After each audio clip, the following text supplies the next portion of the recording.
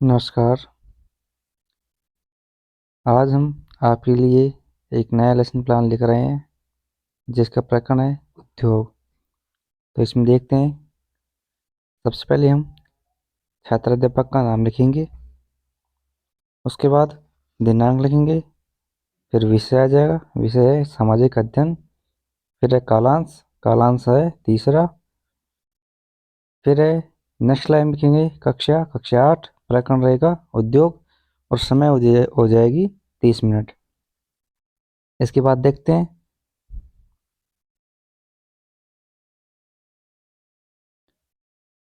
फिर हम बनाएंगे 2 कॉलम, एक शिक्षण उद्देश्य का, दूसरा व्यवहारगत अपेक्षित परिवर्तन का। ठीक है, तो सबसे पहले हम शिक्षण उद्देश्य में पहला पॉइंट लेंगे ज्ञानात्मक। ज्ञानात्मक में हम लिखेंगे 1 नंबर, छात्रों को इस योग्य बनाना कि वे उद्योगों के बारे में प्रत्यास्मरण कर सके। दूसरा बिंदु होगा छात्रों को उद्योगों से संबंधित तथ्यों की पहचान करा सके। आगे है अवबोधन। तो अवबोधन में देखते हैं, छात्र उद्योगों से संबंधित तथ्यों की व्याख्या कर सके। दूसरा है इसमें छात्र उद्योगों से संबंधित तथ्यों को स्पष्ट कर सके। फिर है कौशलात्मक। तो कौशलात्मक में देखते हैं,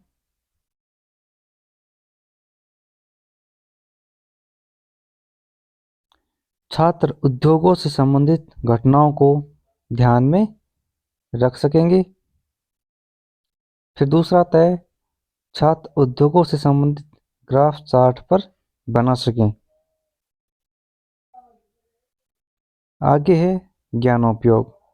तो ज्ञानोपयोग में लिखेंगे छात्र उद्योगों की मिली जानकारी को प्राप्त कर सकेंगे। दूसरा आएगा इसमें छात्र उद्योगों की घटनाओं के तथ्यों से निष्कर्ष निकाल सकेंगे। फिर पांचवा शिक्षण उद्देश्य आएगा अभिरुचि। अभिरुचि में लिखेंगे पहला, छात्र उद्योगों के बारे में और अधिक जानकारी प्राप्त करने में रुचि ले सकेंगे। फिर दूसरा आएगा छात्र उद्योगों से संबंधित घटनाओं पर विचार विमर्श करने में रुचि ले सकेंगे। फिर नेक्स्ट आता है अभिवृत्ति। छठा पॉइंट लास्ट है, छात्र उद्योगों के प्रति अपना दृष्टिकोण रख सकेंगे। दूसरा है छात्र अपना सृजनात्मक दृष्टिकोण की भावना उत्पन्न कर सकेंगे। तो इस प्रकार से थे शिक्षण उद्देश्य और व्यवहारगत अपेक्षित परिवर्तन। फिर है शिक्षण विधि। तो इसमें देखते हैं शिक्षण विधि, पहली चार्ट विधि, प्रदर्शन विधि, प्रश्नोत्तर विधि और व्याख्या विधि, ये हो जाएंगी विधियां। फिर है शिक्षण सहायक सामग्री। तो इसमें चाक, झाड़न, संकेतक, श्यामपट्ट एवं अन्य कक्षा उपयोगी शिक्षण सहायक सामग्री आएंगी। फिर आता है पूर्व ज्ञान। तो पूर्व ज्ञान लिख देंगे छात्र उद्योगों के बारे में सामान्य जानकारी रखते हैं। ठीक है, आगे देखते हैं प्रस्तावना। तो प्रस्तावना में किस प्रकार से बनाया है, इसमें 3 कॉलम बनाएंगे। पहला क्रम संख्या, दूसरा है छात्र अध्यापक क्रिया, तीसरा है छात्र क्रिया। तो पहला प्रश्न होगा हमारा, किसान पशुपालन के साथ अन्य क्या कार्य करता है, खेती या कृषि।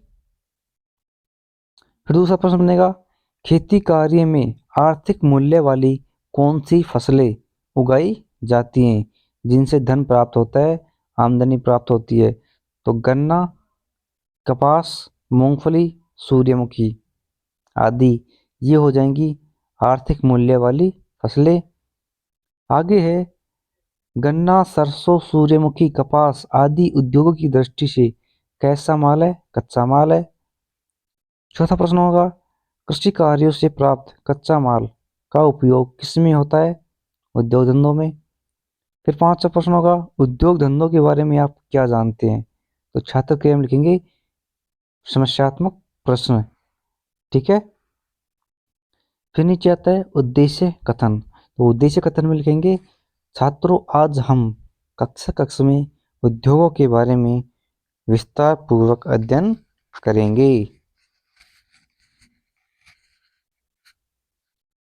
आगे देखते हैं। आगे आता है प्रस्तुतिकरण। तो इसमें हम 5 कॉलम बनाएंगे।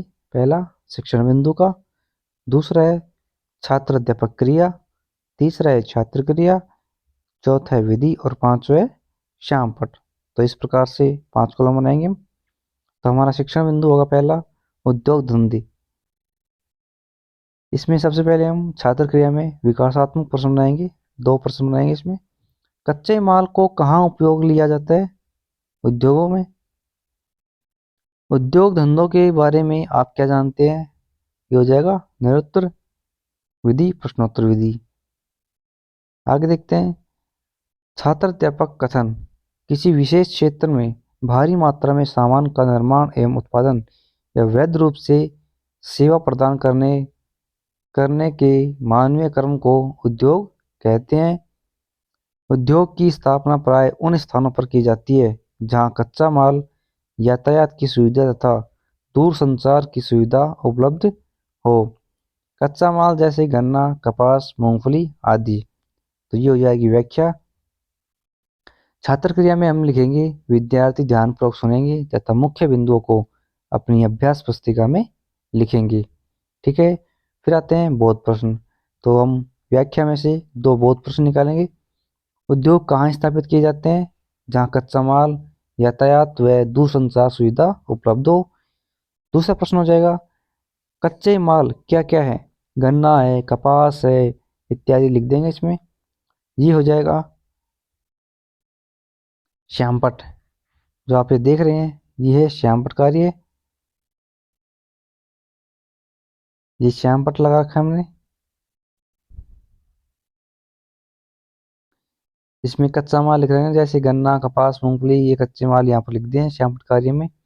आगे देखते हैं। दूसरा शिक्षण बिंदु होगा उद्योगों के प्रकार। ठीक है।